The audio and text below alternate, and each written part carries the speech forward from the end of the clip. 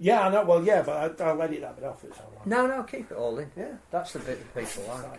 I don't know if I don't know if I've made our heads close to the top or not this week. Welcome. I've never been close to the top of anything.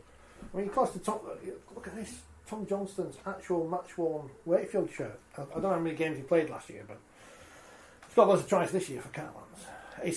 Let's not get off to a depressing start because that's to come. Because let's talk about. I mean, I can't believe it's not on the front page of it was on the front page of the Daily Mirror. Kevin Sinfield, you were there, Sir Kevin, Lord Kevin Sinfield. His old mate Rob Burrow, his old mucker Rob. There he is, pushing him around the streets of Leeds, and carries him across the finish line at the end of the marathon. I mean, I think we've said everything that needs to be said about Kevin Sinfield, but then he does something else again, and the last 48 hours have summed up Rugby League. That we have our moment in the sun with James Roby breaking a record of appearances for St Helens, with Kevin Sinfield and Rob Burrow epitomising what we do best, but what is beyond the realms of sport. And then just as we're basking in that glory, we get the announcement about the World Cup's not going to be in France. But I think we should take the positives first. And I've not seen anyone as selfless as Kevin Sinfield. He played that way, but the last 2 years have been taking it to another level. The atmosphere yesterday, again, transcended sport, but was so Rugby League. No other marathons begin and end within a stadium. The fact that the course was set up so that when you ran in, you were coming across the pitch facing the North Stand, which is full of friends and relatives, and everyone that we saw afterwards was ridiculously emotional, which was partly because they were absolutely knackered, because it's a brutal course. But to have 12,000 people in that environment of a ground, and then to be relaying the pictures of what Kevin did, and I don't know how far in advance that had been planned that he was going to carry Rob over the line, but I think you were pointing out earlier today that those pictures went worldwide. You know, that there isn't a media outlet in Australia, New Zealand, America, Spain, wherever that hasn't carried that image, and people talk radio phone-ins this morning about what it means as a gesture of friendship. It's just transcends the sport, but it's the best of what we do. I think, again, little things like having the current Leeds team handing out medals to people as they came in, having players fly in from Australia to be part of, Luke Burgess and Nick Youngquest flying in from the other side of the world, Matt Adams, just because it was their teammates. It just epitomised the best of us. There's so many tears, but it was wonderful. And yeah, I think the fact that the national news carried it as a story rather than necessarily a sporting event, I don't think you can heap too much praise on him. And everybody buys autobiography, which is out in 2 weeks. Where should they buy it from, Phil? Well, independent retail bookshops, I think, are a good place to buy it. I wondered why all those books were downstairs. You had to climb over. I wish I was there when I saw some of the images. I wish I was not doing it necessarily. I have huge respect but you for people. could have done it. Well, the furthest I've ever run in a single distance, I think, is 8k. Typically in a game you might be doing 10 or 11, but that's over across 80 minutes, which is fairly straightforward. But no, I don't have any appetite to do either a half or a full marathon, to be honest. And I have respect for anybody that did it. But I know a few people that did do it, and the conditions probably weren't the best yesterday. They were probably a bit too warm, weren't they? Temperature was much higher than expected. Yeah. And all the training had been done from the winter in cold weather. It was a brutal And I looked at the route when people were uploading their Stravas, because I didn't know whereabouts it was, but we had sort of a steady climb out of Headingley all the way up to Otley Shevin, then down into Otley and along the river, but then you've got to climb back up Pool Bank, I guess, or somewhere along Pool Bank. So yeah, I can't imagine that was an easy course, but it just looked looked tremendously positive, didn't it? Everybody that was involved, and like you say, the fact that they picked it up as a news story, not a sports story, it was great. We have to give a shout out to Joe. Joe did the marathon, and exhausted though he was, could barely get onto the little village area where people were getting food and drink afterwards. Was on his knees, but came over to say he was a watcher of the show. I said I'd give him a shout out because anybody who did that marathon deserves it. Absolutely. Hi, Joe. I imagine that. I know the magazine's only just out. Here it is in front of me. I don't know why I'm pointing. It's on the screen in the corner. I need to pick one up. I imagine it's going to be very hard in the next few weeks for that not to be the image on the front of the magazine. Something quite extraordinary is going to have to happen. I think, as we've said, the fact that it was all played down. It's one of the images that you could not see without wanting to burst into tears, particularly if you know the relationship between the two. But then you get to the point where Kevin's almost making it self-deprecating in a way, saying, "Oh, the only reason I carried him over the line because I didn't want him to finish before me." It's like that's what it's all about. That's it's what a sign we of love. the bloke, isn't it? It was the ultimate professional on the field, wasn't he? Did he cause you a moment of trouble? No, not really. He was one of those players that was difficult in a way because he would challenge in a more intelligent way. So, yes, potentially was a little bit more challenging in that regard, but, I can't really recall any dissent. He probably left that to Danny Maguire. He had others. Yeah, that would do it for him. Yeah, but just the ultimate professional, and I think that's the story that's got people engaged from outside the world of rugby league, isn't it? Yeah. In the friendship and the teamship, as you say, people flying from the other side of the world to do it, just tremendous. We shouldn't lose sight of the fact that they were saying that the combined total of money raised for all the charities that were run for was £3 million, of which about a third of that is MND related. Yeah. And again, those are sort of figures that up until 2 years ago were unheard of in that particular medical sphere. So I think we're a step nearer to the Rockborough MND Centre being built, which is again a great reason behind all of this. And I think, didn't Rob's family go and visit Rishi Sunak a few months ago to discuss the 50 million quid that was promised? Yeah. They need to go and visit the French Rugby League. I think the other thing we should mention as well is that Lindsay, his wife, completed her first ever marathon, and when asked why she was doing it, said she felt she needed to contribute something. It's like, no, just about everything you do is contributing something, but she completed the marathon as well. So tremendous. Yeah, and from the city's perspective, it's the first time they've done a marathon for 20 years. Yeah. As you say, they started it and finished it in the stadium. I thought it made it, as an event, something a little bit different. The course is probably a little bit more challenging than other marathon courses. So, from a city's perspective, it was a success. We were speaking to people that had come up from Essex to run them. I mean, they were 5-hour drives back after you've just done, but they wanted to be part of something, and they felt it was bigger than just a marathon, and the streets were lined, and coming back in, runners were saying there wasn't any part of the streets where we didn't get support and encouragement, and again, I think for the city that must have put millions into cafes and hotels and restaurants and bars, which is great. Not just that, it gives the feel good factor, doesn't it? The it weather was great, like people get city. out and be part of something that unites people. Sort of following on from the coronation, which may not unite everybody, but I was at the snooker. I was watching it backstage at the snooker. That was a weird afternoon. And I think James Roby as well, whilst it's a completely different thing that we're celebrating. But it's the same kind of leadership, kind of on the field in a different way, of course. And I know that it's a record that is St Helens, but 532 games in the modern era is just ridiculous. It played in the position that he plays in, where he's getting battered every single week. And I think what we forget is he was Man of Steel in 2007, when he was an impact player coming off the bench, and to still be playing at such a high level 15 years later, it's so just astonishing. Yeah, it is. It's absolutely incredible. I mean, obviously, I don't know what the next person in the Super League record is for appearances. Like I say, as everybody else has said, his level of consistent performance week in, week out is probably at worst a 7, and probably more like an 8 or a 9 most weeks.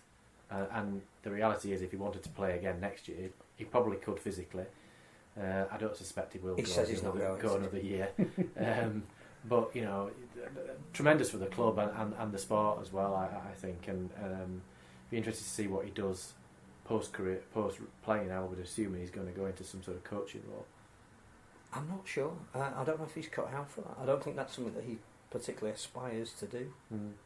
But I think the most important thing is that he got the right level of acclaim, that it was on Channel 4, which was great, so that, you know, they could make a lot of it to a national audience. That again, there was the line of honour from both teams when he came out and when he went back. There's interviews with him, you know, that normally a rugby league player wouldn't get if it hadn't had that profile attached to it. And again, like Kevin, you say there are similarities. It's the modesty that comes over. It's always about it's the team. But no, I think in an unprecedented era of success for those two particular clubs, where those guys have been the figurehead of both of them, it was just a wonderful weekend to celebrate the best of what we are. In that respect, I'm pleased St Helens got a win for him as well, because it would have slightly tainted it, because that would mean more to him than, you know, getting a glass vase or whatever it might have been. Which is no disrespect to Salford in any way whatsoever, but I think he deserved, you know, to go off the field as a winner as well as creating a landmark.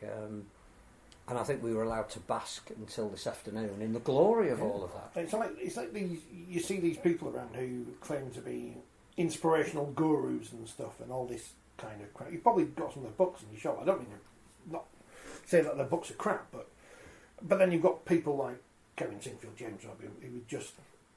I don't know if I mentioned it, but Kevin Sinfield's got a book in the next couple of weeks. See, everyone now says the word legend is overused. The phrase "the word legend is overused" but the word inspirational is overused. But in this case, Paul Francis has been on. I believe he's already started coaching at Blackbrook. So there you go. Yeah, I don't think he'll want to coach at the professional level. I think he's seen how much commitment that is, and I think he just wants to enjoy his kids playing. And wouldn't it be amazing? I mean, there are already, you know, Jack Sinfield's playing, but imagine if another Roby's on the horizon as well. It'd be great. Before we get on to the World Cup, because we just mentioned amateurs and kids and stuff, this, not epidemic, but there is at least 2 cases in the last few weeks of parents being in bother, causing bother at amateur games. Well, when you were a younger referee, have you ever had any trouble like that as you're working your way through? Yeah. There was one in particular. It was a game I did at Shawcross. I'd done back-to-back games, which a lot of our junior referees do, and it was the last time I did back-to-back games. And my dad wasn't keen on it because, particularly on a winter's day, which is when I was refereeing, it was winter rugby, and you know, by the time the second game came around, you were pretty cold and stuff. But so it was the second of 2 games that I'd done that morning, and the team, Rodley Rockets, I don't know if they exist still exist, but yeah, I was basically abused during the game by the spectators from Rodley. Well, hopefully they don't exist. And then all the way back to the changing room. If you know Shawcross from the fields back to the changing room, I was sort of harassed all the way back, and I was in tears. My mum was in tears. She was there on one of those rare occasions when she attended because my dad couldn't be there, and it was one of those moments where you questioned why you did it. And in fairness, I had some really good support from the Shawcross Club on the day, and then my referee society and the local league. They took swift action against the club, but not all junior referees are probably able to deal with that, and many will finish off the back of it. And you know, the career that I ended up having, I may never have had because of that one particular day. And when you see some of the scenes, it's just horrific.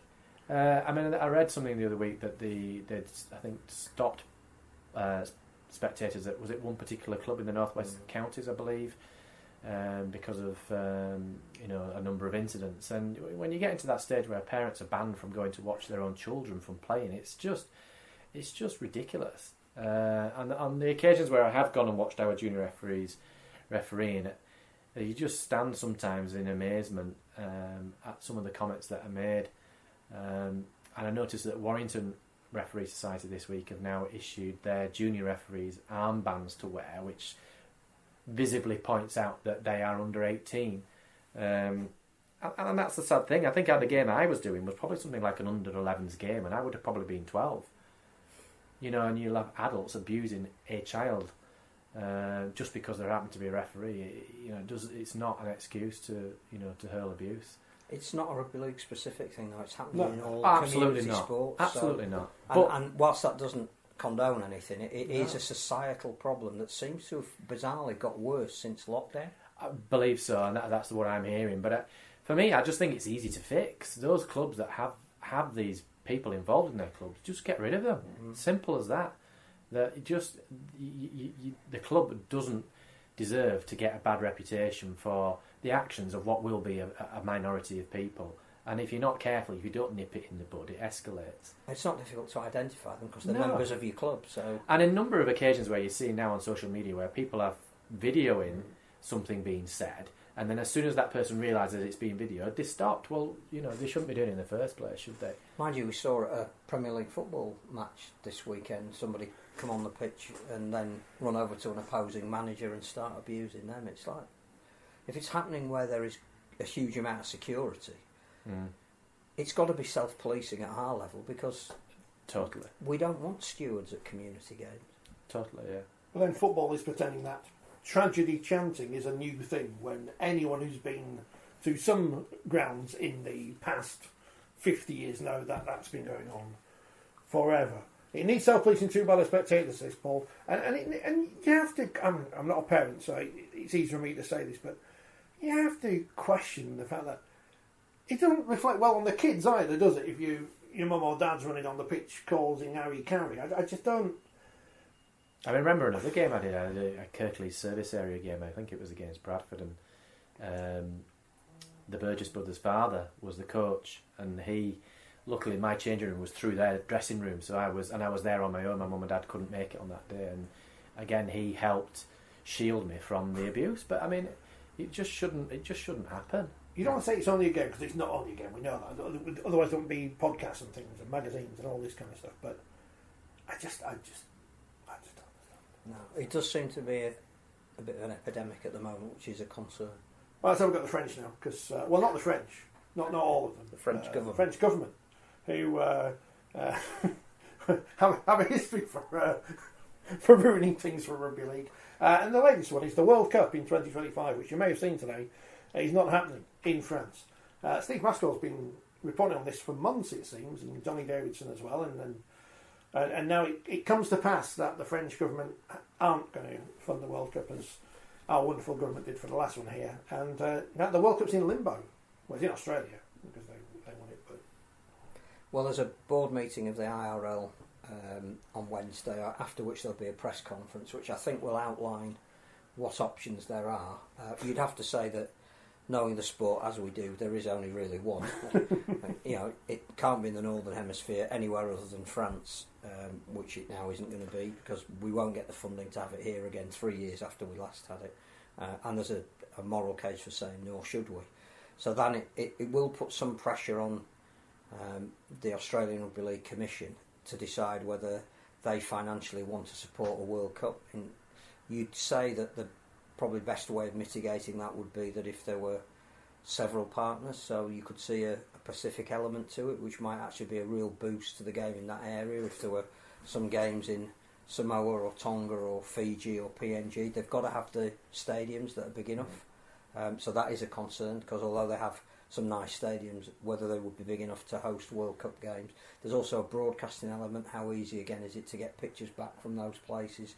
I think New Zealand economically would quite like to be involved. That's again if there's commercial considerations to enable them to stage it, because I don't think they can generate the sufficient funding themselves. And it's about again then whether Brisbane would host the final, say, because that is the capital of Rugby League, as we saw with their Magic Round, which was sold out every day. So economically, you possibly could do it at relatively short notice in the Southern Hemisphere. It's whether there is the will to do it. If it's not, I guess the only other option is to knock it back a year. We did have a short window from what should have been 21 but became 22 to 25. We could now say, well, because we had it in 22, it becomes 26, which gives another year for. But what impact does that have on the 10-year calendar that we We haven't had. No, what it has an impact on is the finances of the International Rugby League, because the World Cup is virtually their only income generator. So obviously, if they are then renewing their budgets to say it'll be another year before we get income in that we thought was coming, it's a massive issue. I think looking at the French element of it, first of all, my only criticism would be we seemed to announce something before we had anything signed and in writing that looked overly ambitious in the first place. Mm. So we were coming off the back of a really successful World Cup in terms... We don't know yet financially how successful it was, but in terms of visibility, profile, and the three variants being played together, it broke new ground, and all of those games were negotiated to be on free-to-air television, and everybody stepped back from it and said that was a real worthwhile exercise. All the players that went back from the Southern Hemisphere and the coaches in all the press conference were saying, yeah, our seasons are too long, but we want to be part of this. Don't deny us the opportunity for the Samoans getting to a final was massive for the nation. And I think we then thought for France to say straight off the back of that, we're going to have more nations there, we're going to have an extra tournament for the youth, that unless that's signed and sealed, you don't really say that, because all you're doing is setting yourself up for a fall, which has now happened. In terms of the way the world has changed, clearly we are in an economic crisis. It was overly ambitious probably for the French nation to have a Rugby Union World Cup, an Olympics, and then a Rugby League World Cup. If you're going to get squeezed financially, it's the third of those that's going to get it. You're not going to stop the Rugby Union World Cup now because it's, 6 months away? Well, we could try. Historically, they're not going to do it anyway. You're not going to turn around to the Olympics and say, we can't manage it. You're going to go to the sport that's the smallest of the three and say, I'm sorry, the funding we promised you isn't there anymore. We as a sport are not big enough to get alternative funding, particularly at short notice. So we sometimes have to step back and realise what we are. But I just don't think the French should have painted such an ambitious picture before they'd signed contracts, and that does make us look particularly foolish, I think. Yeah, I don't think it comes as a surprise, because my understanding during the last World Cup last year it was probably not going to happen in France. And that was only rumour, but it's obviously come to pass that it has been. So I think you're rightly saying in relation to adding a fourth tournament or add dimension to the tournament, just from a logistical point of view. Speaking to some of the staff that were involved in the World Cup last year, logistically trying to organise 3 World Cups. And then they had the PDRL World Cup stuck in late on as well. Yeah, and saying for them how difficult that was. And perhaps I'm maybe doing them a disservice, but maybe less experienced at delivering major events, as perhaps some of the Rugby League staff have been in the past. Then I think some of the World Cup staff from here last year were sort of surprised that France were prepared to take it to an extra World Cup. So, yeah, one would imagine it can only be down under, can't it, of some description. But the last World Cup down under, I think if I'm right, it was played across 5 different time zones. So there are challenges by spreading it to multiple nations with flights and time zones and all the logistical things that come with it. And whether you get government funding from places like Fiji, Samoa, Tonga, Papua New Guinea, you probably don't. Is there clearly is a move behind the scenes economically to promote PNG as an NRL 18th team, and that's not coming off the back of a Rugby League related reason. That's because there is money being put into that region, particularly from China, that they want to harness, and there would be a logistical reason for making sure that the Pacific Rim remains a Rugby League centric area. So there might be some funding that we've not tapped into before, if there is the infrastructure. My concern as well was that there was immediate talk of increasing the number of nations in the women's and the wheelchair from 8 to 16. And 8 at the time seemed the limit of what we could do. And if you were having qualifying because there were more nations, that only enhances being at a World Cup. We haven't got another 8 women's nations and 8 wheelchair nations as we sit here today that could have played in that 2025 World Cup. So again, it's overly ambitious, both as a game and as a hosting nation, before we'd even started. Maybe we do have to leave it at the format that we had it, which was successful in 2021, and try and find I think it would be massive for New Zealand, who went through an awful time with COVID as a nation. Obviously we're isolated, we're cut off for 2 years, the Warriors couldn't play at home. It's all starting to come back a little bit. A World Cup in a couple of years' time might be a real good boost for them, but they're not a nation that could generate the finance themselves. They need help with that. But it'll be interesting to see what the IRL say on Wednesday as to what their options are. The only bit of hope in the press release that the IRL put out after the news broke was that they are fielding expressions of interest for the next 2 World Cups as well, 2029 and 2033. It'll be very interesting to know where they're from and how serious they are, because I think the other thing we shouldn't forget is 2025 should originally have been in America. Yeah, absolutely. And that fell on its face because, again, there weren't enough guarantees up front before we announced it. When are we going to learn that we don't announce anything until... Well, the World Cup's only ever been, hasn't it, forgive me if I'm wrong, in France, England, UK, whatever that makeup is, and down under. Because that's where our power is. And the last World Cup down under was in PNG in New Zealand and Australia. I'm not aware of World Cup games that are taking place beyond those nations down under. So it's not that they're fielding expressions of interest, but where are they fielding them from? Can't imagine they're fielding them from anything other than basically Australia and England. What will be interesting is you would think that there will always be entrepreneurs that want to promote America and Canada, that North American bloc, whether they're of sufficient magnitude to be able to pay for what we'd need. That's another aspect, because we've seen that fall flat before. I suspect the other area that would be interested probably could be the Far East, the Middle East, where there is money to put on sporting events. And the Qatar World Cup is an indication of the fact that football is not huge over there. But they have money that they want to be seen to be staging major events. Now, whether they deem our World Cup to be a major event, I don't know. It'd be interesting to see if expressions of interest have come in from regions where Rugby League isn't even played at the moment. So you've heard it here first, 2029 World Cup, Rugby League, Qatar.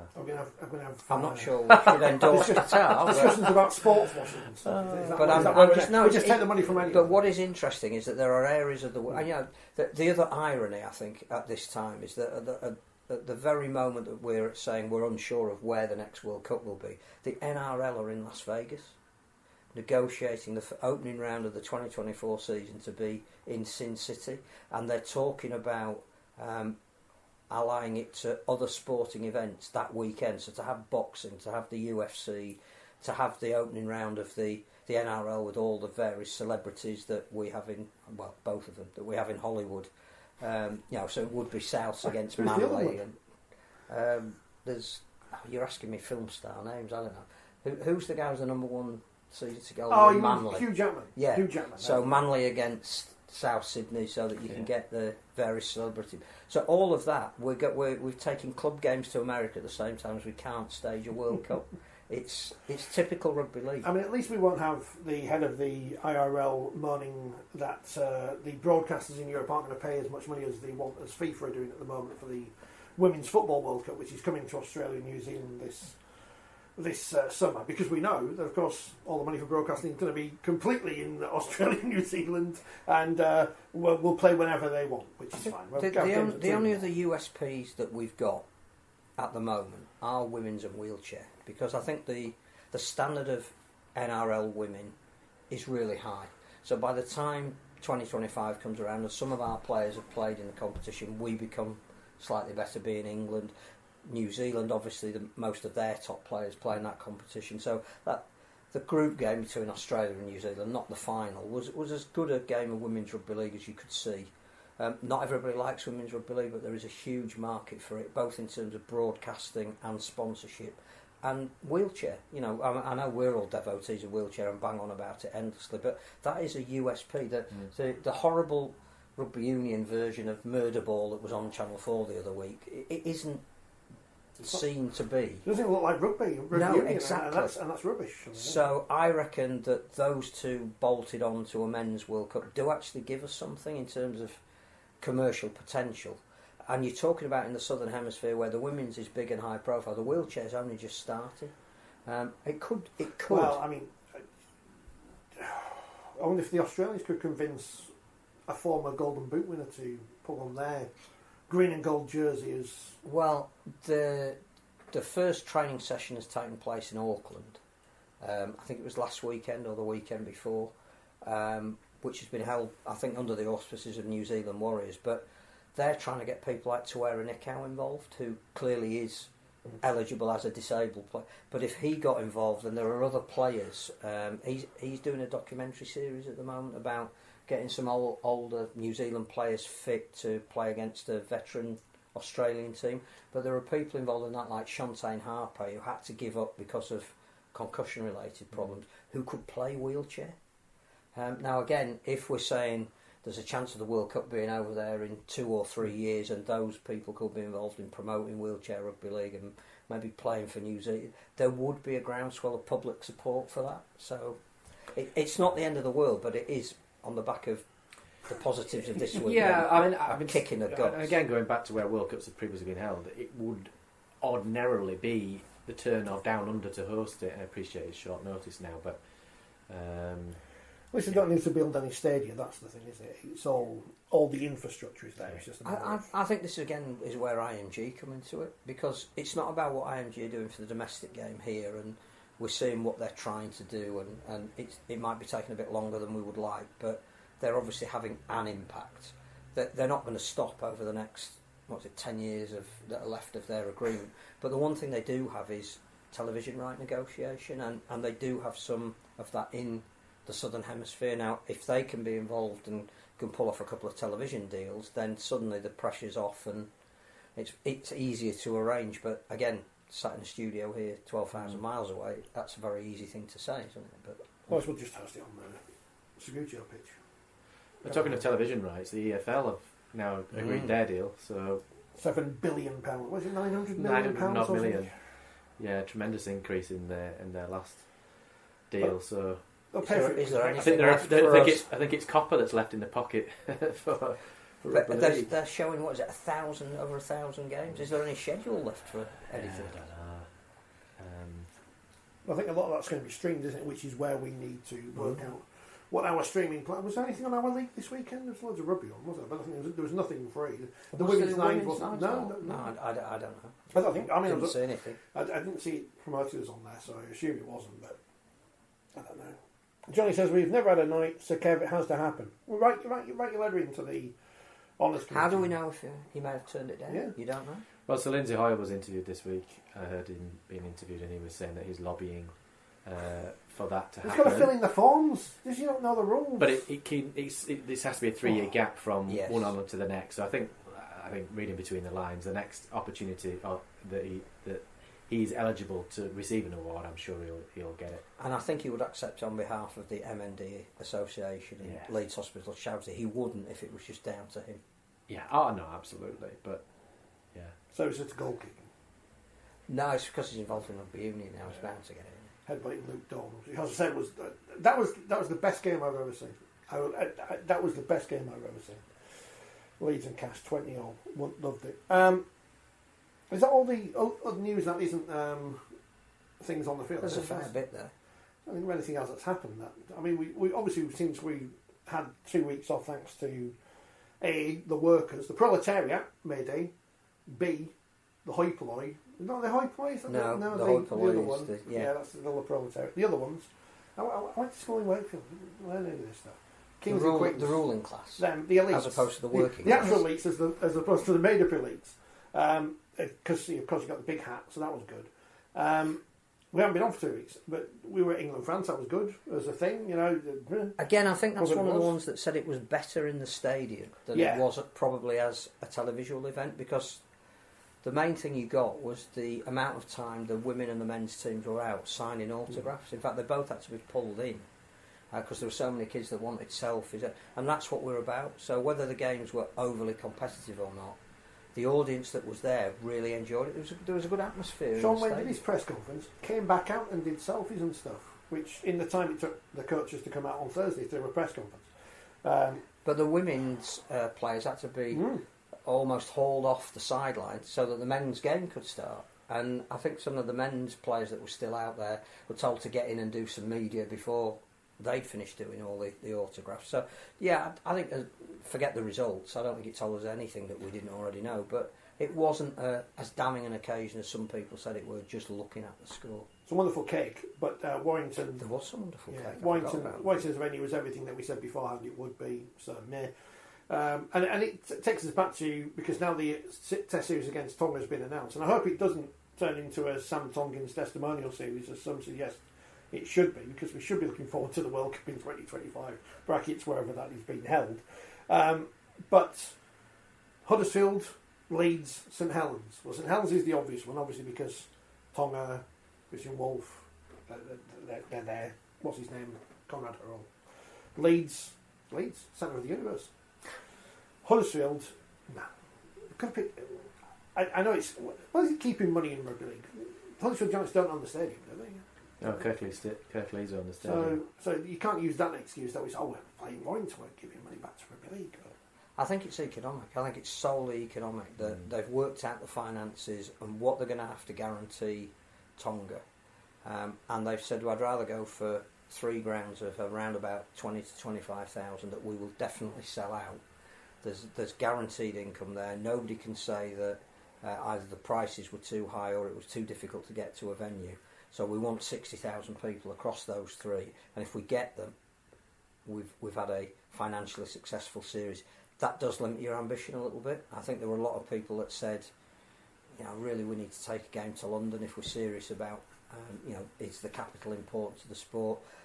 You don't necessarily have to take it to the Emirates or Tottenham Hotspur. You could have taken it to Brentford, for example, which is, again, a similar size stadium, but you've got some kind of maybe residual legacy. The fact that, the Antipodean population is around that part of London, they would have supported it.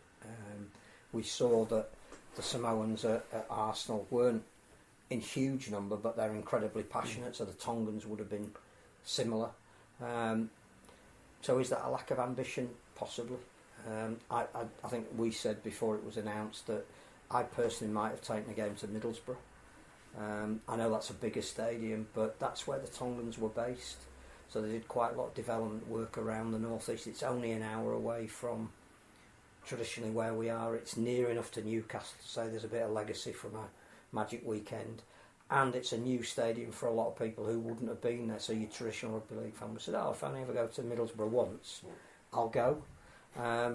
See the big bridge, go to the rugby. But that's not a bad place to have a night out. I just think that, again, we went for the conservative option, and you can see why. But Palmer's, Rotherham, Derby, another one I thought of.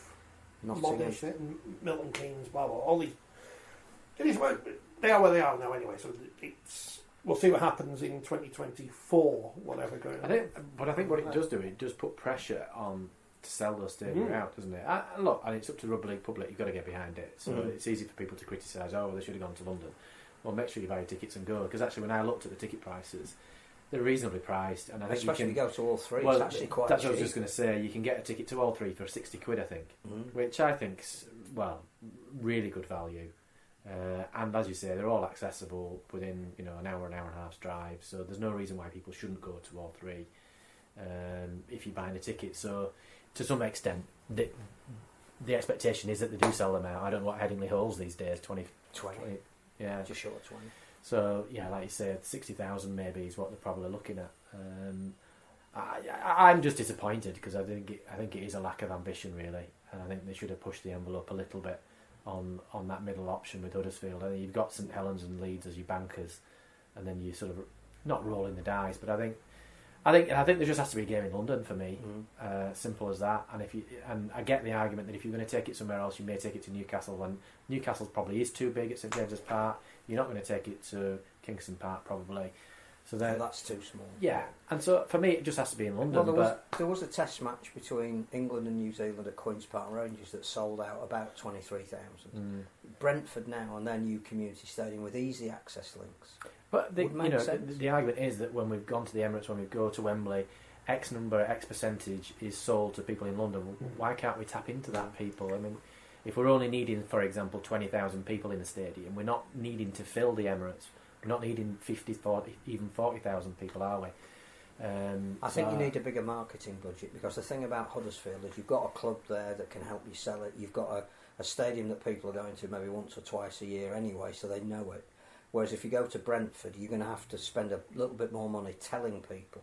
But don't you speculate? And we don't know what the cost of hiring a stadium is, whether it is more expensive to hire a stadium in London, or even if it's available on that weekend because of football. Because of the football, and you're factoring in travel from the north and the cost of living crisis, etc. I get the arguments for keeping it conservative, but I just think it's disappointing. I was listening to Talk Sport the other night, Paul Ross's programme. We had Martin Calvin, right? He's talking about his book. Doesn't talk about it enough. On one of the adverts on this commercial radio station was for the Rugby Union Premiership semi-finals. Not a promo for Sky for TalkSport Stories, but actual come buy tickets to go see Sale Sharks. You remember them? So advertising can be done. I think that would have helped. But 2 in the morning. That will have been helped. That I think aren't TalkSport commentating on those games. But it was. Well, why don't we? Well, maybe we'll. Part of the radio rights will go to commercial radio, and then part of that deal will be a level of advertising around it. But again, we talked about before about the legacy of the World Cup. So the legacy of the World Cup is what? And I appreciate it was a fairly northern-based tournament, again because of government finance, that it was about the Northern Powerhouse. Not levelling up, it was good. Yeah, they're not levelling up, But, we did have one game in London, was it, in the World Cup? But I still think we should have had a game in London. Mm-hmm. So. I think so, because what we do know is there is a ready-made market down there if we can tap into it. But what London Broncos are doing almost single-handedly, whether they're doing it good, bad, or indifferently, they are part of the family. London Scholars as well, to a slightly lesser extent. If we're not going to support what they're doing, and if IMG were to rate the allocations of the grounds based on their specification, the RFL perhaps wouldn't score that well on catchment area, would they? Absolutely not. Good point. Could play at Bradford. On the stadium. We'll talk about Bradford in a second. Do we have to? Do we know how much weekend sales are going? Not mentioned. It's not been mentioned. It won't be mentioned. Well, there's 3/4 of the clubs don't give their attendance figures anymore. So. We come off a weekend where it was a sellout at Wembley apparently for the Women's Cup final, but they had 77,000 there, which is a world record, which is a great achievement and would sound better if they hadn't made a big song and dance about it selling out. And talking of women's games, there was on the same weekend as the England-France game, there was England-France women, wasn't there, at Twickenham, in front of a record crowd of, what was it, 60,000? Yeah, I mean that. But then that had something riding on it. That was the... and I get that. The players won the mid-season international trophy, which didn't have a name.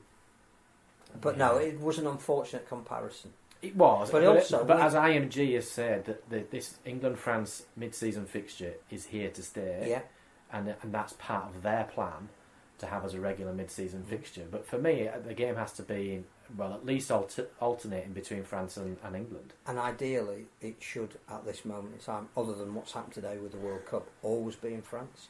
Because I think you can guarantee that International Rugby League gets an audience way beyond Club Rugby League over there, and it gives the England coach the opportunity to actually take the squad and see what they're like in a touring environment. Yeah. And you think you'd probably get a bigger crowd anyway in France than you would in the UK.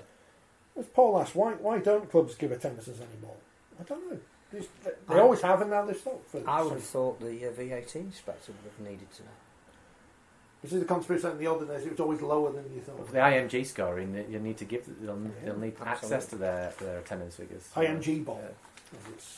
We're looking forward to that rebranding. Is that what it's going to be called now? The IMG Bowl Super. New big trophy. Craig Lingard. He's off to Cass. Well, I tell you what.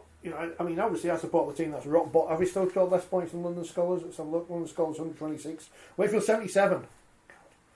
But I wouldn't say Wakefield is toxic at the moment. People saying you're not fit to wear the shirt. That's fine. But I'll tell you what, Castleford, talk about toxic. Their fans on the internet and the social media, they already want Andy last out. He's only been in there 2 minutes.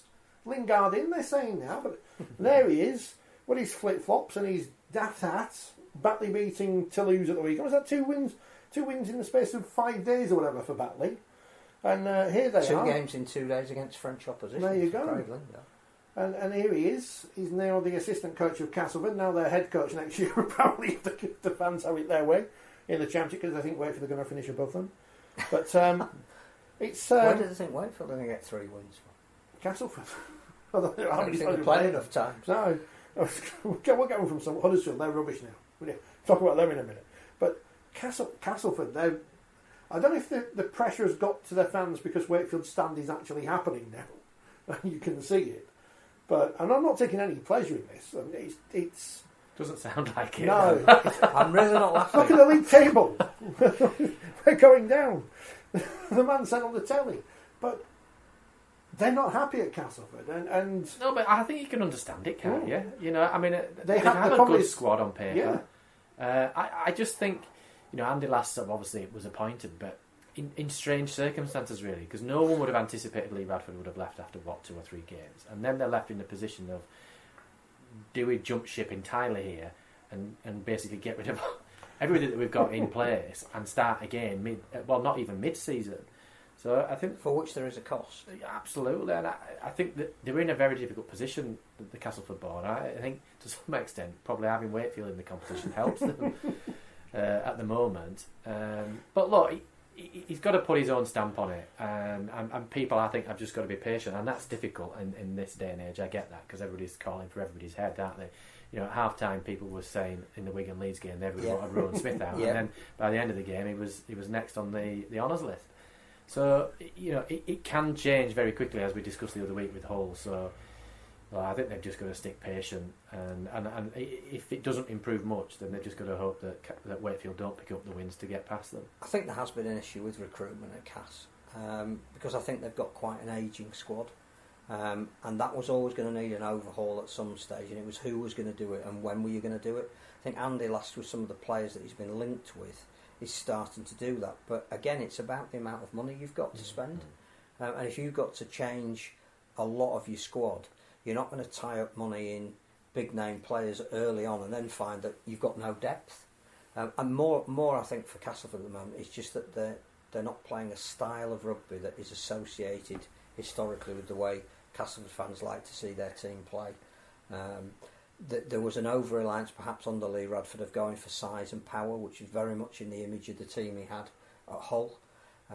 If Andy Last is going to change that, that's going to take a little while. With, again, a salary cap and a contract system not as easy as it used to be. Craig Lingard is an interesting appointment. I think, to his absolute credit, he's staying and wanted to finish a job that he started at Batley this year, and has negotiated that the remainder of this season he's on dual reg, because he wants to take Batley to Wembley more than anything. They've never been there, and they're 80 minutes away in the 1895, and I think that on the back of it, he's got to a grand final and he makes the playoffs every year. If he was to take them to Wembley as well, I think he would acknowledge that there's not a lot more he could do at Batley. There's a ceiling there, isn't there? There's only so much you can do. And as an ambitious guy, which we know he is, he wants an opportunity to coach at the highest level he can, so you can see why he's taken it. But I think one of the remits he's been given as well is to identify championship players that could play at a higher level, which again might be the way Cass go about their rebuild at the moment, which would make economic sense. Yeah, but if you work into a tighter budget, then it's obvious, isn't it? So you can see why that partnership of Last and Lingard probably is the way they should be Produce going. your own players because they're cheaper, and look at the championship. If you haven't got a Derek Beaumont, for example, able to write check after check after check, then there's not much you can do. But it's really interesting again about some of the now we've passed May the 1st. Everyone who is off contract is available to negotiate. So we are looking at some players at certain clubs, and we take 2 examples: Owen Trout and Sam Walters, who are good young kids at the clubs that they're at the moment, where fans want them to stay. But the value that they are to other clubs is greater than the value they can possibly be to the club that they're at the moment. You can't hold on to them in a salary cap system, because both of those players, who are not the first name on the team sheet at the moment, with the greatest respect to them, have been offered increased contracts, quite significantly increased contracts at the clubs that they are at. But there are other clubs that want to build it around that young player, who might be losing their top end players, who will offer them more, and the economic value then becomes more than the playing value. And as a fan, that's hard to see and take, but it's just the way that way things are. Luke Gale, Paul McShane. There's the two examples that spring to mind of players who obviously came through and were part of the system at Leeds who couldn't be kept on for whatever reason. Yeah, sometimes it's a playing reason, sometimes it's incremental contract increases, and you look at St Helens and Leeds who managed to keep players there that were, above their economic value in the market because the players wanted to stay there because they were part of something that was bigger. Individually, as a young kid, you have to make a decision about your economic future, and for some it is, I will move on and I will get paid more and I'll look after my young family, and there's nothing wrong with that, but fans need to take a step back, and if a club is prepared to release a player because that player is being paid more money elsewhere, that's capitalism. That's as Paul pointed out, fickle fans, half of the Saints fans now want Wello out. I would still going to win the grand final because I'm not going to back Warrington to do so. Is that all the news? I think that is all the news now. We don't want to talk about Mark Dunning got... after that worldwide exhaustive search, they got rid of the coach yeah. Doesn't make any sense, does it, when they... You would suggest, and I don't know obviously what's going on at Bradford, that a coach is going to be hamstrung if he's been forced to play players who land at his feet on the Thursday before a game or whatever. Again, I think you've got to be an experienced coach to manage and handle that, and he wasn't.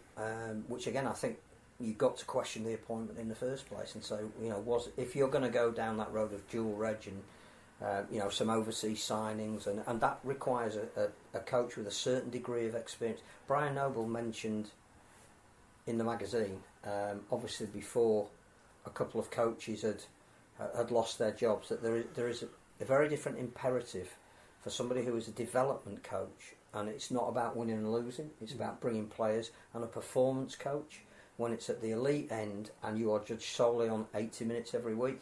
Mark Dunning and to a lesser extent Mark Applegarth are development coaches in their careers today. They're not yet performance coaches.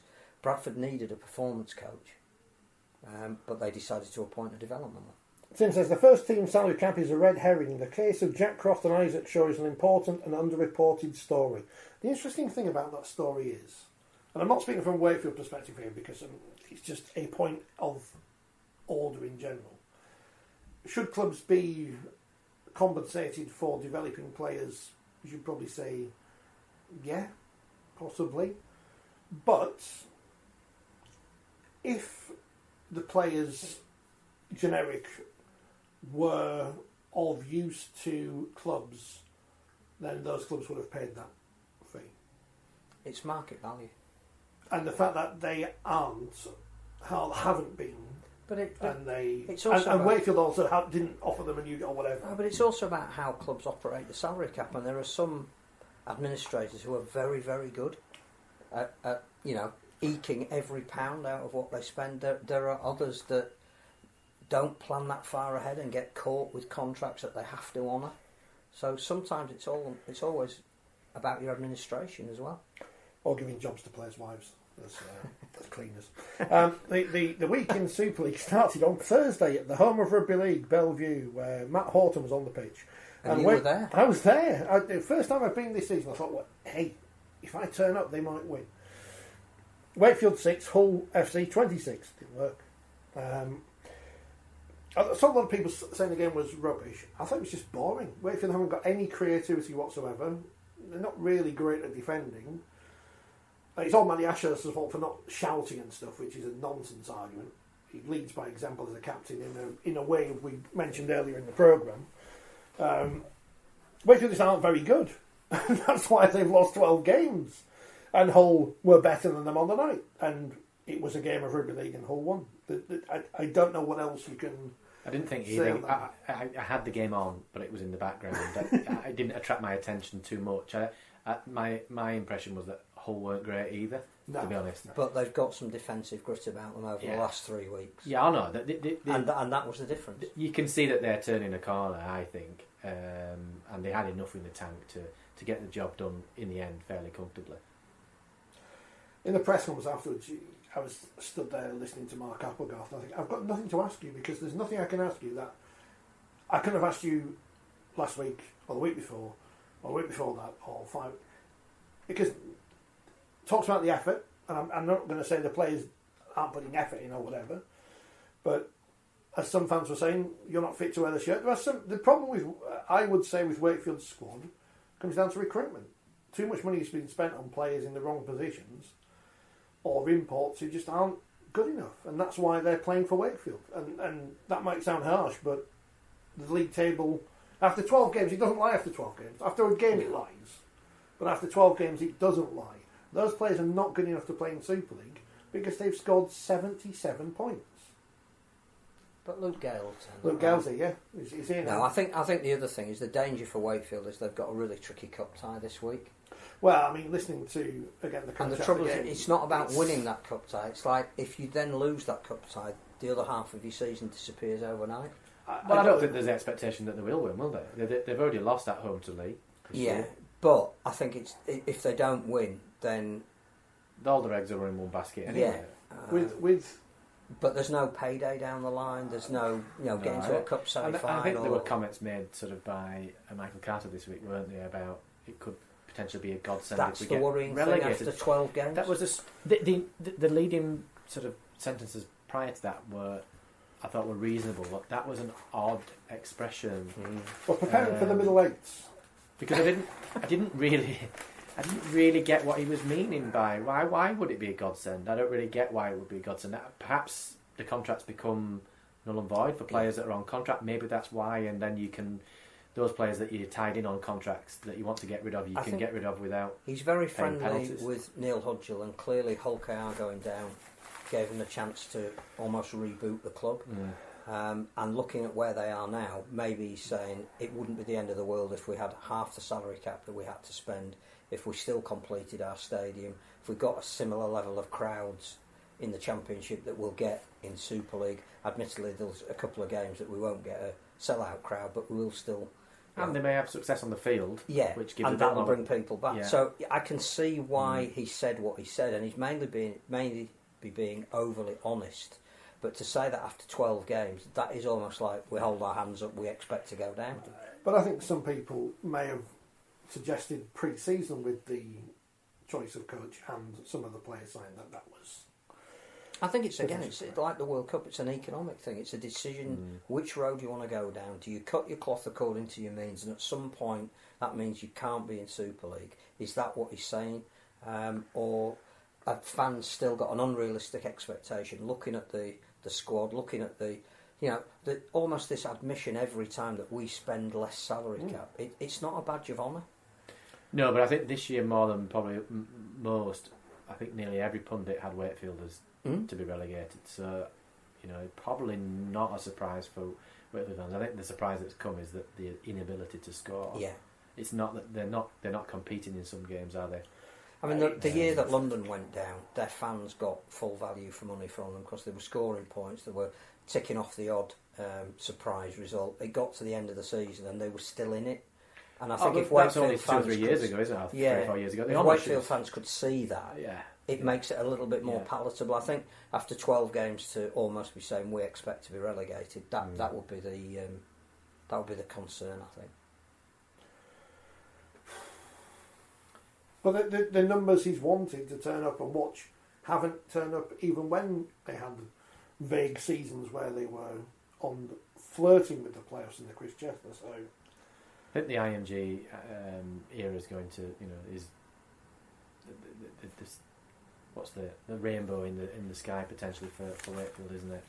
We've just got to ask if enough people in Wakefield, in Huddersfield, in Salford care enough to have a.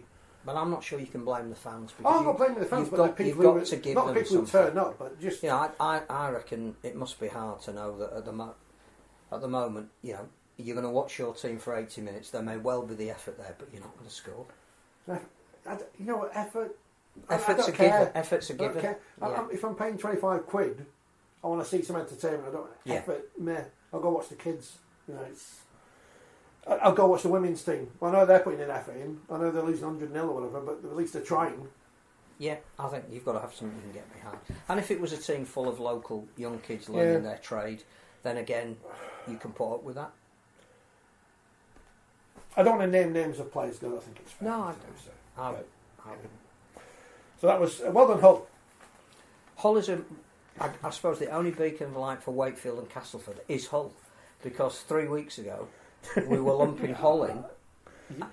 And yeah, the but we were turnaround saying, I has been remember saying, remarkable. people need to be patient. But Yeah. I think it's different at Hull. Yeah. I appreciate they both got new coaches, etc. But I just sensed that there was an opportunity at Hull to turn it round, which I don't see at Wakefield, if I'm honest. But their performance against Wigan, because we've not been on since then, I thought was tremendous. That goal line defence. Yeah. I mean, they deserve to win. The concern sitting as a neutral was thinking, but Wigan are going to pinch this game at the end, and it would have been undeserved really for Wigan to win that game. Hull did deserve to win that. Don't get me wrong, it wasn't a polished performance, it wasn't a perfect performance, but what it showed was... It's just getting wins. But it showed their desire to win, didn't it? And whatever they'd worked on in that international window, it worked. One of the interesting things after the England-France women's game, and I can't remember which person it was who kept saying it, was trusting the process. Oh, God. And I can't remember who it was, and obviously this must be a Stuart Burrow phrase, and we know it is an Ian Watson phrase, and unfortunately the process for the Giants at the moment is not working because they are just 4 points above Castleford, 8 points above Wakefield. But they lost again on Friday night, heavily to Lee, who, again, all the credit to Lee. And you've got to think going into that Challenge Cup game this weekend, David Beaumont's thinking, because we know what he's like, he would love to walk out at Wembley in his leopard print suit for the Challenge Cup final. But 30 points to 4 for the Leopards, another big impressive win. Huddersfield are just this... What are they? What's going on? What's happened to Huddersfield? I think that is the case of the overachievers beating the underachievers. I don't know if that's a fair... again, don't in any way want to detract from the way Lee are playing at the moment, which is sensational. The first half, but you look at some of the mistakes that Huddersfield are making. Tuilola here, who we were told consistently by Ian Watson was the best fullback in the competition, throws the ball away. I don't think he was when he said that, by the way. And I'm not putting Tuilola here down, but one-on-one tackle. Yeah, one-on-one tackle that wasn't. But that is indicative of something that isn't working for Huddersfield at the moment. The team selection seems different. Buying Jake Connor, those of us at the beginning of the season who said, how is he going to fit in? And if you're serious about process, you bring in a guy who we haven't yet quite worked out, although he can do some mercurial things, what his best position is. I just wonder to what extent that signing was led by Ian Watson. I may be wrong. It just doesn't seem like an Ian Watson signing to me, and there's danger. And I'm not putting this all on Jake Connor, by the way. No, absolutely not. But something is not right from the outside looking in. They're not performing with the players they've got on the field. I get Theo Farge is a big loss, but you look at who they've got in terms of their squad compared to a team like Wakefield, and you just go, I don't know why this is happening. Because it's happening every week. But I think elite performance. So much of it is down to mental attitude, preparation, confidence, all those aspects that go into it. None of which can't really be coached. It's just how those players are managed. And I think one of the difficulties they've got at Huddersfield is that the squad is so big. With the injuries to some of the key players, that's obviously a challenge. But they don't really seem to know what their best 13 is. That's the issue, I think. Kieran Rush made his debut with Liam Rush's younger brother this week. Who actually in the World Cup was Jamaica. Good for Jamaica. Yeah, and so that was pleasing to see. But from I was sure it was disappointing from the team's perspective of the performance. But he made his start at half back. But you've got Jake Connor and you've got Will Price, who was dropped because he felt that the previous week when he'd had 3 creative players that didn't. I think you're right that he doesn't know what his best starting 13 is. But the forwards, you think of a team coached by Ian Watson. It's difficult to break down. We all remember. Well, you remember better than we do. The Challenge Cup final last year. It took until 3 minutes from time for Wigan to break them down, because the one thing you knew about an Ian Watson coach team is they won't give you a lot. No, the percentage, they play the percentages. But to be 30-0 down at home at half-time to Lee, with the greatest respect to Lee, that isn't a Huddersfield performance. No, which to me points to off-field stuff, really, and the management of the team, the players, the set of players for me. And that's always going to be a challenge. Paul Rowley was saying the other day that to some extent there is maybe an advantage by having a small squad because players such as sort of Reece Williams, who accepts he's almost a squad player, will come in on the wing when somebody's injured or somebody's perhaps out of favour or whatever, but he almost accepts that that's his position in that squad. Whereas when you've got players that want to be playing in their starting 13 and can't get in the starting 13, and in the right position, and then they're almost having to wait for somebody to make a mistake to get in. It does that almost feed into that? I don't know. I'm not. There must be so many different reasons that go into performances. But I just think there are some of the aspects. But looking from the outside in, when you look at Lee and the way that they perform, they're clearly working together as a unit. Yeah, and like you say, they haven't got a huge squad. No, but they've got the confidence. The best out of it. Yeah, and perhaps to some extent, people. I never anticipated that Lee would be fighting for relegation this year. I thought there would be mid to lower end, and they probably are. You're right, probably exceeding to some people's expectations. But once you get a win, and it breeds that confidence, doesn't it? Huddersfield just need a win. Who do they play this week in the cup? Salford. Oh, which in the Ian Watson derby. I think Salford will be favourites, wouldn't they, going into that? Yeah. They have to be. But I also think that the problem for Huddersfield looks to me like they can't get a performance at the moment. It's not like they were losing narrowly in some of the early games of this season, but the last 2 or 3 weeks they haven't looked on the pace at all. No. But that's not the same issue at Hull, where I think you've got a new coach and you need to find... He wants to play a certain way. You might not have the players, or they might not initially have the understanding of it. Ian Watson was there all last year and changed a lot of things at Huddersfield. So this should have been the year, having got to a cup final, that they were doing what Warrington did in the early stages of the season. They were coming out, maybe putting 7 or 8 wins together. Then they might have come up against a St Helens or a Wigan. That would have tested exactly where they were. You then go back and say, right, well, if we're going to beat those teams, we just need to tweak this. Actually, Huddersfield don't look anywhere near like Hull were at the... But when people ask questions about coaches, then that's a more legitimate... I'm not suggesting Ian Watson should be sacked by the way. No. I don't think he should be. But when people ask the question, that will be more of a legitimate question on the basis of what you've just said, in that he's been there a while, they've built, and they should be progressing this year, and they've clearly gone backwards. So, But again, another very interesting cup tie, because if half of their season disappears, the struggle now is... Well, it's not that much of a struggle, they're only, 4 points off the playoffs, but suddenly there's a massive pressure. Yeah, and they've got a game in hand, haven't they? Yeah, the game in hand against St Helens, and I appreciate that, but they have got a game in hand. They need a return on the investment that Ken Davey has put in, particularly over the last 2 years, and probably to get Ian Watson in the first place. It wouldn't have come cheap with all the staff that he brought with him. If you go out of the Challenge Cup this weekend at the first available opportunity, there is massive pressure on Huddersfield then for the going into Magic weekend. Castleford 22, Catalans 46, 34-6 up at half-time, the Dragons. I think we said all we can say about Castleford almost, but impressive performance from the Catalans. It's 46 points away from home when the traditional lazy argument is they can't win away from home, and there they are winning by 20-odd points at Castleford on Friday night. I think you look at, again, the impression you've got of teams, and the fact that Steve McNamara has almost had to play a squad of players that wouldn't be his first choice for some of his games this year, to go to Castleford when you're coming out of an inconsistent run. That's a great result, particularly a great first half. I think I'm quite impressed with what Catalan are doing this year. Yeah, and it'd be interesting in that game because they play Warrington this week in the cup, which they've got something to play for. Warrington having beaten them in exactly, and Warrington don't seem to be firing on all cylinders at the moment, so I don't know whether you could call that game, to be honest. It's a shame that we won't be able to see. No. Yeah. That win for Warrington over Hull KR 21-14 is very much the sign of a team grinding out a win because they need to get a win, and they're still top of the table, and they had a little bit of a wobble, but that's the kind, 2 wins in a row. Granted, the other one was against Wakefield, but neither of them convincing. No.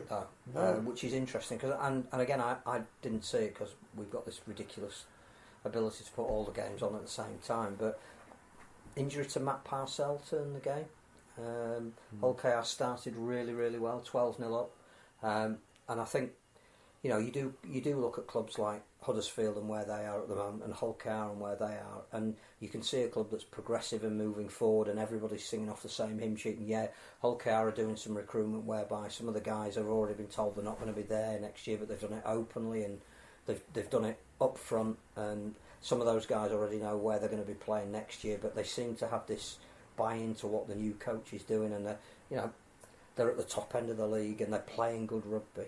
And you know, I suspect that Huddersfield will feel that Hull KR feel a bit aggrieved about that result if they've lost a very influential player. I don't know if the incident was penalised. Well, it reminds me, I didn't mention during the Castleford brief chat against Catalans how Adam Milner was nearly decapitated and got the green card. I think that was not deemed as anything by the match review panel today. Well, there was a Catalan player charged, but I'm not sure whether it. I think it was for that. I think it was for that incident. I think he's got a grade B, the Catalan player. What I didn't agree with though was the Castleford doctor putting the incident on Twitter. Must be taking lessons from some clubs. Does that undermine the match? Is that bringing the game into disrepute? I just don't think that's the way to deal with something. If he has a problem with it, address it through the proper channels. I don't think you should be publishing. Did he say something about he wasn't happy with the green card? He accepted in his tweets about that accepts that referees or officials may miss things, etc., etc. But I just, the point about the green card was, look, it was missed on field. The officials missed it. It should have been a penalty clearly, and probably a yellow card. But if they've missed it and a player stays down, then they have to apply the policy, which is that the game has stopped because a player is injured, and if he's not going off for a concussion assessment, he has to get a green card. The way Milner falls makes it look even worse, doesn't it? I'm just watching it again here over and over and over and over again. But my question would have been, well, in Super League you have the ability to review the footage. The doctor has the ability to review footage on non-TV games. Yeah. So if they've seen that there's been contact to the head, well, why hasn't he gone off on a concussion assessment? In which case a green card wouldn't need to have been issued. So I don't get it. The doctor who's put the tweet on there has had the footage. He's, in theory, should have been able to make a decision at the time the game was stopped to remove him for a concussion assessment. And I'm not being funny. I have seen concussion assessments declared as concussion assessments when I would question, albeit I'm not a doctor, whether they were actually concussion. So I think it's inappropriate for a doctor to be placing incidents like that on Twitter for the public jury to be making decisions on it. It's like players questioning referee decisions during televised games when they're watching and the mates have got involved. Yeah, well, you've also have a player in response to that commenting about what he would have received as a ban. It's ridiculous. Wigan and Leeds, Phil. What was that all about? I was out. I was at the wrestling in Ossett, so I missed all this. It was an interesting game, wasn't it? It was exactly the game of two halves, and I was surprised Kyle Walker, when he did the interview, didn't suggest it was a game of two halves. I think we've now seen that Zane Tesivano's got 2 games for his challenge. I don't think too many people are going to argue about that. Well, it was rightly sent off. It was shoulder direct to head. Ball had gone. From that point of view, it ticks the boxes.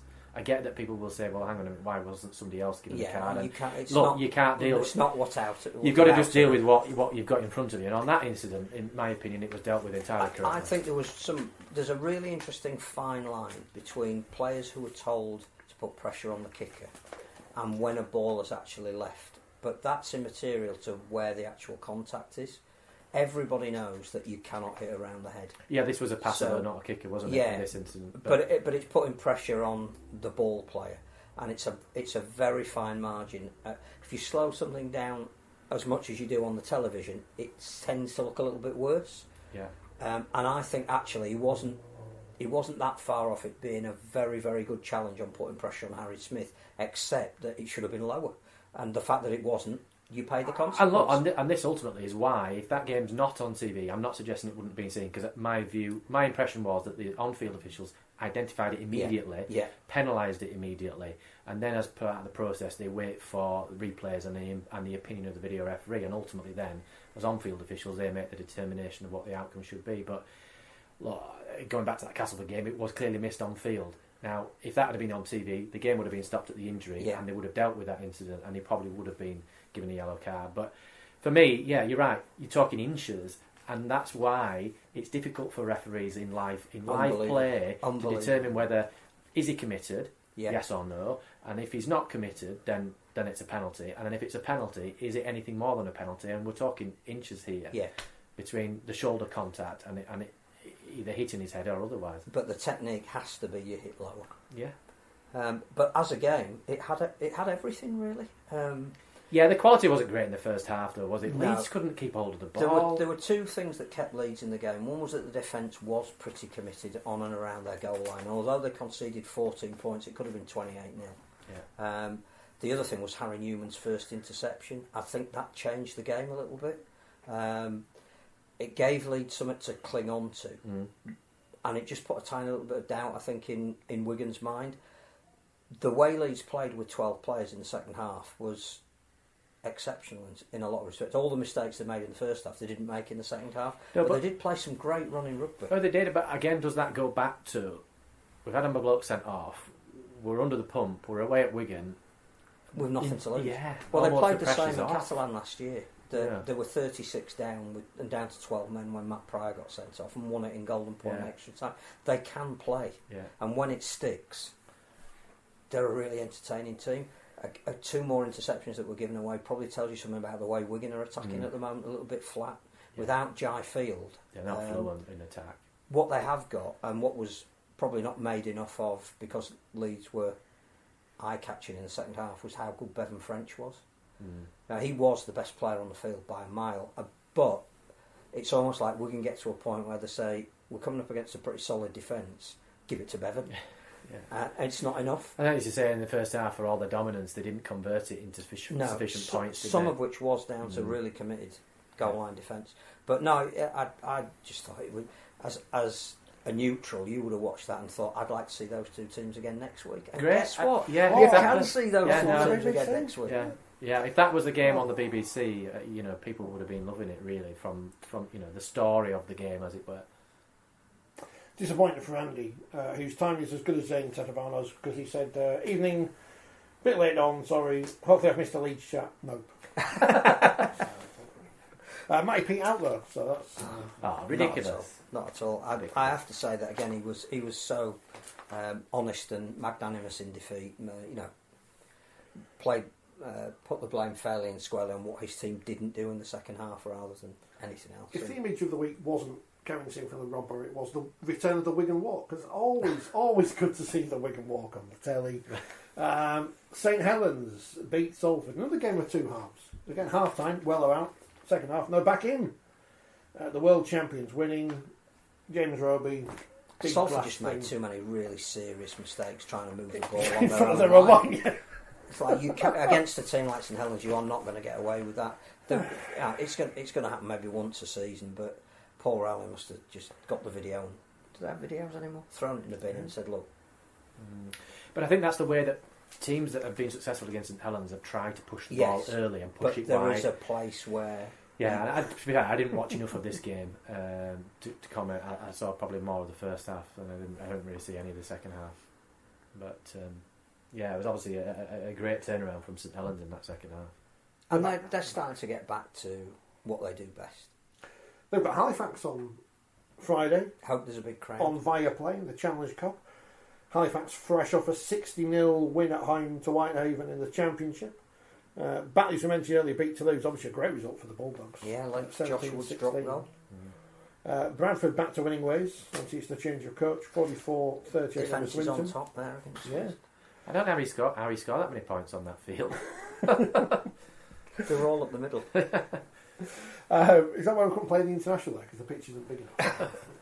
They get cancelled. Sheffield Eagles won at Keighley, 46-18. Does that mean Sheffield Eagles are the... Oh, anyway.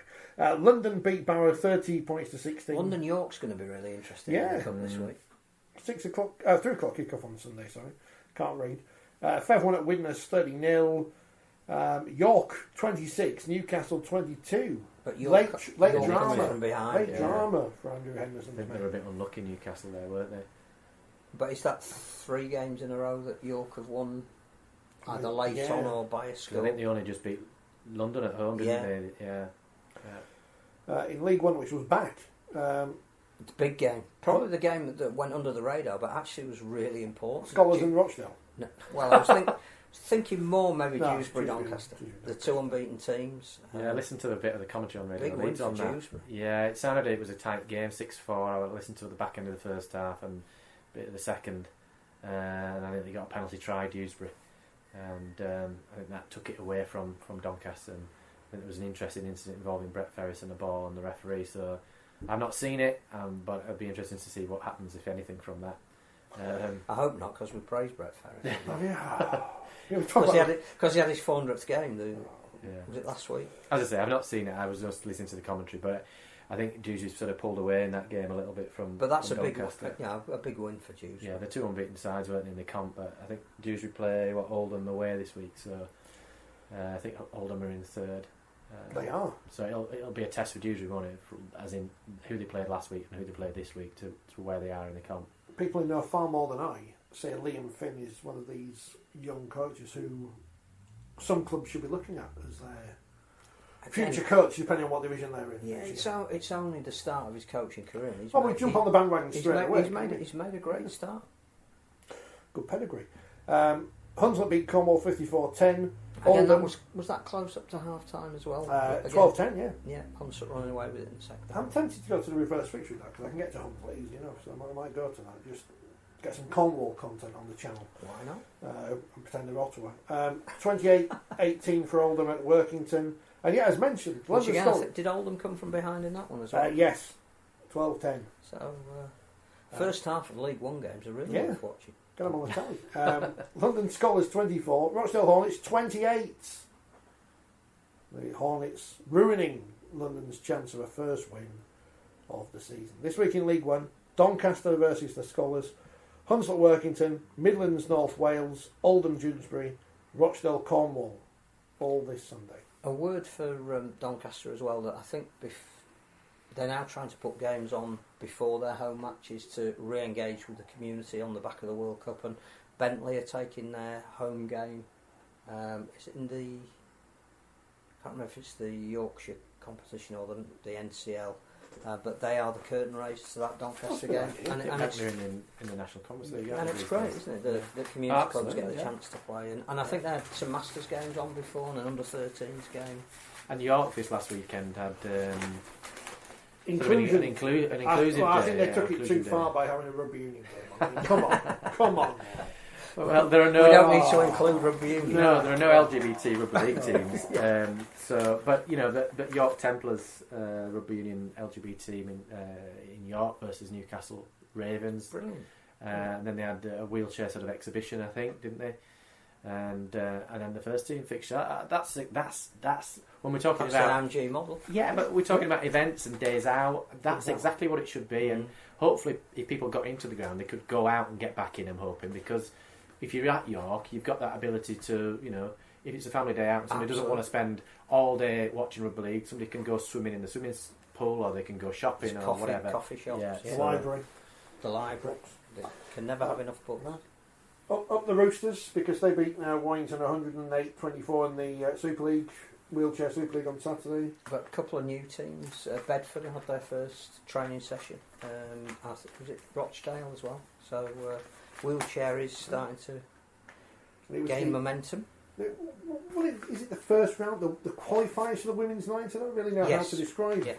But all the teams we expect went through.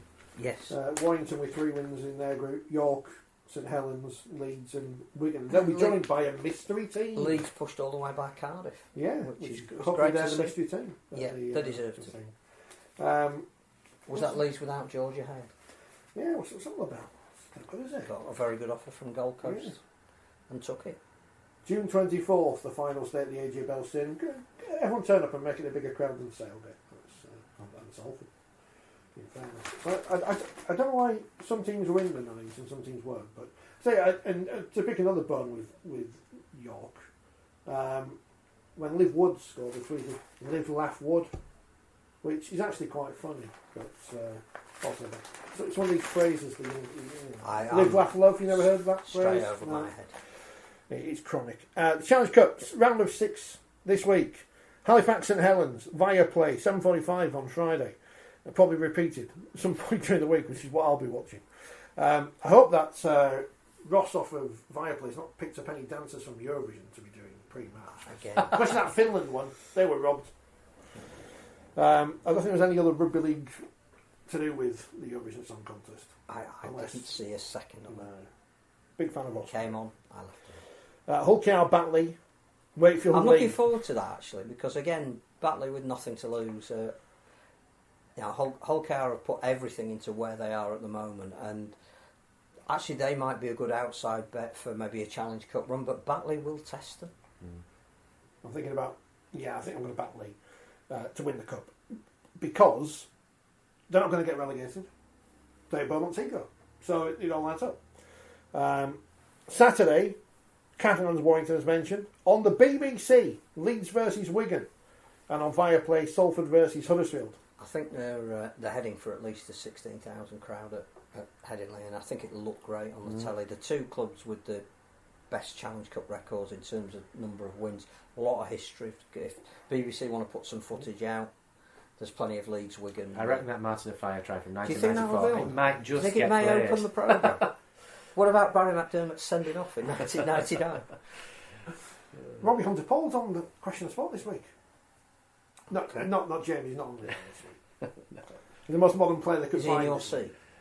I don't know. No idea. On Sunday, Castleford versus Hull in the Lee Radford derby, and York versus London in the Andrew Henderson derby. He was also at Castleford as well. Castleford Hull will be really interesting. Really interesting. Two teams with... see, I think Wakefield, and I'm not going to say Wakefield are going to throw it in against Lee, but I don't think they can't win anyway, so it doesn't matter. But Castleford have to go strong in that game because they can't afford to lose the fans even further. Whereas again, Wakefield, we're all just a whole team that are regenerating. Yeah. Cup might have come at the right time for them. And with York playing London, there's one championship team guaranteed in the next round. So if you can get through this round and get lucky with drawing York or London, you'd fancy your chances. Yeah. And suddenly you're one game away then from Wembley, aren't you? What if they? And we all know that there's no form in the semi-final. What if they win? Do they have to forfeit the 1895 Cup if they get to the championship? I don't think anybody's thought about that. When did the schoolboys game go from 12 minutes aside to 80 minutes anyway? Because that seems to have changed. I presume that's kicking off about 7 o'clock at Wembley in the morning. Just a random question. That's it, I think, isn't it? That's it. We've got a bank holiday next week. Really? There's a Monday in May that there's no bank holiday? Yeah, the Monday after it. So that's it. Thanks for watching. Enjoy the week. Thanks, James. Phil, the magazine's out. It is. Buy it. It's there. Put it. Good holiday read. Good bank holiday read. Yeah, and there's another one coming up. So we'll see you next week. And don't forget Martin Kellner's book. Martin Kellner's book as well. There. From All Good Bookshop. So, some signed copies available downstairs, are there? One or two. One or two. Any other books out? Well, there are other books Yeah. out. I don't know if I've mentioned it, but Kevin Sinfield's got a book coming out. Is he off to Leeds to sign it? I think there is a signing. Before the St Helens game, if you're going. Club shop. I didn't know if it had been officially announced or not. I don't know if No. Right. Go meet Kevin Sinfield and say, what's he like when you headbutt Luke Dawn?